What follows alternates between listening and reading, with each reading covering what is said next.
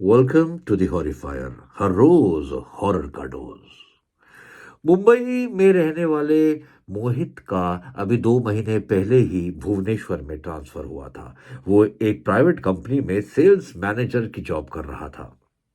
उसे भुवनेश्वर में एक बड़ा मकान कम दामों में मिल गया था।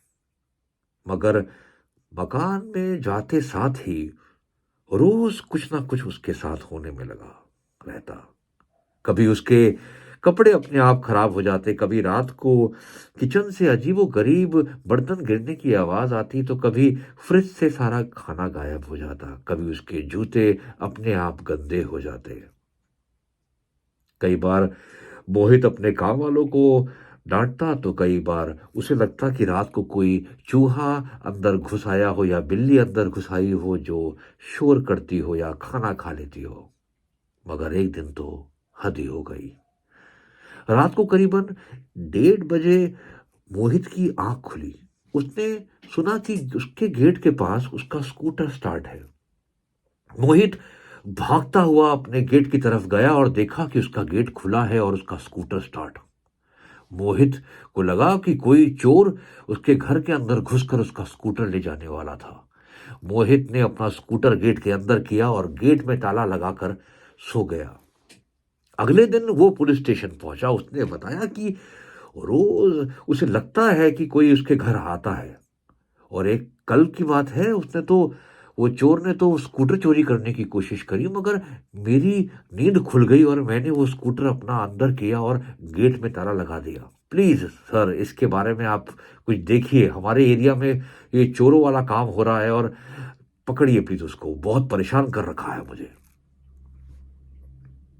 2 दिन बाद पुलिस इंस्पेक्टर मोहित के पास गया और उसने उसे बताया कि उसके पास मोहित को दिखाने के लिए कुछ है। ये वो सीसीटीवी इमेज थी जो पुलिस को मोहित के घर के ठीक बगल वाले घर से मिली थी।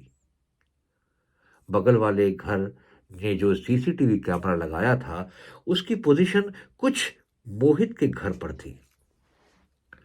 वो सीसीटीवी फुटेज देखने के बाद मोहित के पैरों तले जमीन खिसक गई।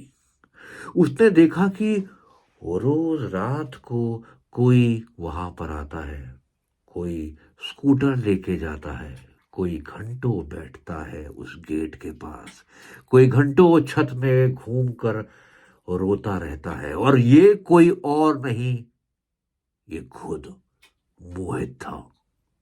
मोहित अपने आप को देखकर हैरान हो गया कि मैं भला रात भर क्यों घूमूंगा बाहर, क्यों जमीन में लेटा रहूंगा, अपने कपड़े खराब करूंगा, क्यों अपने घर से खाना लाकर गेट के पास खाऊंगा, क्यों रात को 1 बजे यूं ही स्कूटर में निकल जाऊंगा। रोहित बहुत डर गया ये सब देखकर, और उसने फैसला किया कि वो घर छोड़ देगा।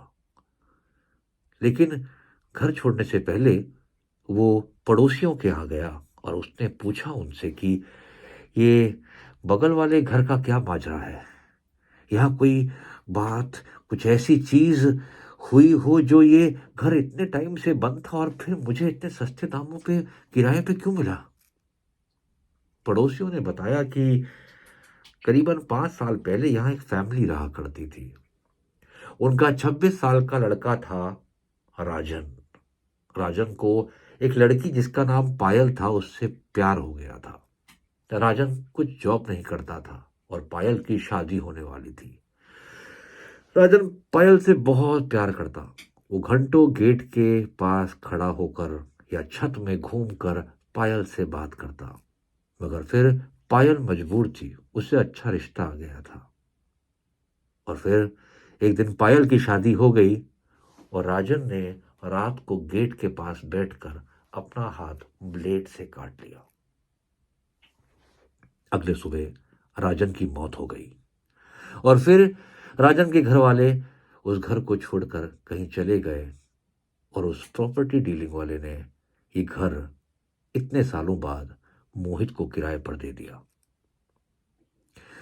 मोहित ने उसी दिन अपना सारा सामान लेकर दूसरी जगह जाने की सोच ली। 2 हफ्ते हो गए थे। मोहित अब दूसरे घर में शिफ्ट हो गया था कि एक रात करीबन वही 12:30 1 डेढ़ बजे मोहित का फोन बजा। मोहित नींद में था। मोहित ने फोन उठाया और किसी लड़की ने उससे कहा, हेलो, आप मुझे इतनी रात को बार बार फोन क्यों कर रहे हैं? मोहित ने कहा कि हेलो मैडम, आपको कोई गलतफहमी हुई हो, मैं कोई फोन नहीं कर रहा हूं आपको। उस लड़की ने कहा, आप अपनी कॉल रिकॉर्ड चेक कीजिए। 12:30 से आप परेशान करने में लगे हैं, बार बार कॉल कर रहे हैं।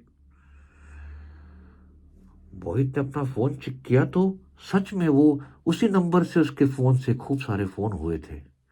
मोहित ने कहा, सॉरी, मुझे पता नहीं, शायद गलती से मेरे फोन से आपको कॉल लग गए हो। आई एम सॉरी, बट आपका नाम? उस लड़की ने कहा, मेरा नाम पायल है और प्लीज आप दोबारा मुझे कॉल मत कीजिएगा। मोहित ने फोन रखा और फिर सोचने लगा, ये पायल कौन? और फिर उसके दिमाग में आया, ये नाम तो उसने कुछ टाइम पहले राजन के पड़ोसियों से सुना था। पायल वो लड़की थी जिसे राजन प्यार करता था और जिसकी शादी होने पर राजन ने खुदकुशी कर ली। मगर मेरे फोन से पायल को फोन क्यों लग रहा है? मोहित परेशान था। उसने घर की लाइट खोली और वो अपनी अलमीरा के पास से निकलने ही लगा था कि उसे अलमीरा पर लगा हुआ एक शीशे पर कुछ दिखा। मोहित ने शीशे को देखा तो उसे शीशे में राजन खड़ा हुआ दिखा। राजन के हाथ में ब्लेड थी। अगले सुबह पुलिस को मोहित की लाश राजन वाले घर के गेट पर मिली। मोहित ने अपना हाथ ब्लेड से काटा हुआ था और काटने से पहले अपने हाथ पर लिखा था, राजन लव्स पायल। ठीक उस तरह जैसे राजन ने मरने से पहले लिखा था। राजन फिर से मोहित के शरीर में घुस गया था और मोहित फिर राजन बनकर उस लड़की के प्यार में कुर्बान हो गया था।